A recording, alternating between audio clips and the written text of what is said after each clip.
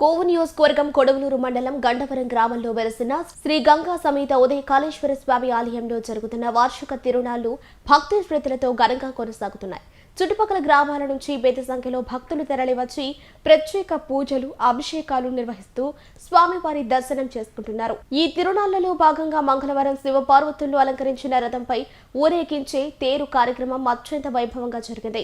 వేద మంత్రోచ్చరణలు, మంగళ వాయిద్యాల నడుమ స్వామి అమ్మవార్లను గ్రామ వీధుల గుండా భక్తులు భుజాలపై మోసుకుంటూ ఊరేగించారు.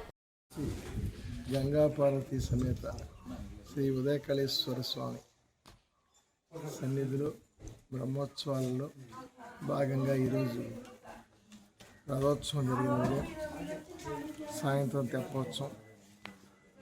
రథోత్సవానికి ఈ చుట్టుపక్కల గ్రామ ప్రజలందరూ కూడా విశేషంగా వచ్చి రథాన్ని సంవత్సరం చాలా తొందరగా,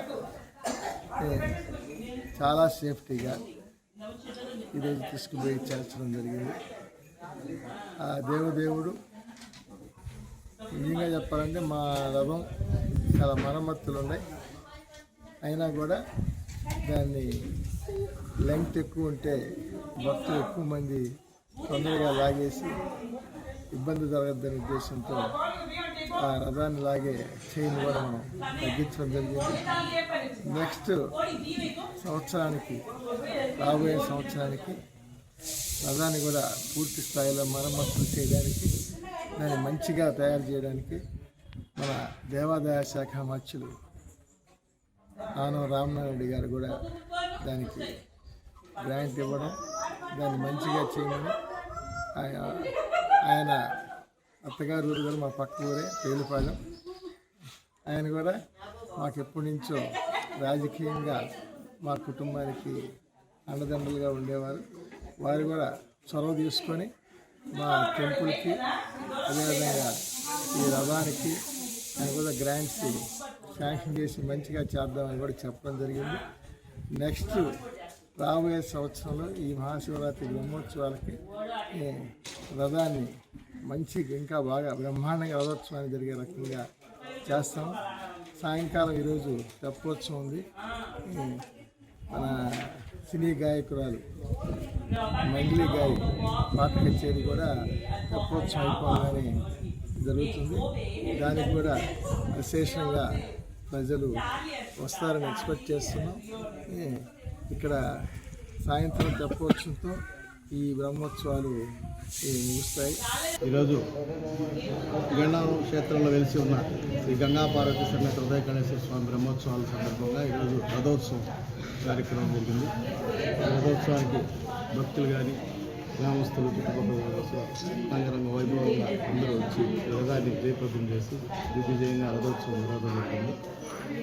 ఏ సంవత్సరం లేని విధంగా ఈ సంవత్సరం భారీగా జనసమూహం కూడా రావటం, 11 గంటలకి ప్రారంభించిన రథోత్సవం 12:30 కల్లా ముగించుకున్నాం. చాలా విజయవంతంగా పరమేశ్వరుడు దయవల్ల రథోత్సవం నిర్మాణం జరిగింది. ఈవినింగ్ తెప్పోత్సవం 8 గంటలకు ప్రారంభించగానే సంగీత విభావరి సినీ నేపథ్య గాయకురాలు మంగిలి కళాంజలి ఆర్కెస్ట్రా శ్రీనివాస సంగీత విభావరి జరిగింది. కావున భక్తులందరూ వచ్చి శివయ్యకి కృపాకాక్ష. శ్రీ గంగా పార్వతి సమేత శ్రీ ఉదయ కాళేశ్వర స్వామి వార్ల దేవస్థానం కొడవలూరు మండలం గండవరం క్షేత్రంలోని బ్రహ్మోత్సవ ఆహ్వానం. ఈ నెల 11 నుంచి 19 వరకు బ్రహ్మోత్సవాలు జరుగును. 14న రావణాసుర, 15న మహాశివరాత్రి వెండి నంది సేవ, 16న కళ్యాణం, 17న రథోత్సవం, తెప్పోత్సవం జరుగును. ఈ నెల 14న ఎద్దుల ప్రదర్శన శనివారం ఉదయం 7 గంటలకు ప్రారంభమగును. ఉత్సవాల సందర్భంగా ప్రతినిత్యం ప్రత్యేక సాంస్కృతిక కార్యక్రమాలు జరుగుతాయి. ఉత్సవాలు నారాయణ విద్యా సంస్థల GM Vemireddy Vijaya Bhaskar Reddy, Andhra Pradesh civil supply director Vemireddy Pattabhiramireddy ఆధ్వర్యంలో నిర్వహించబడును.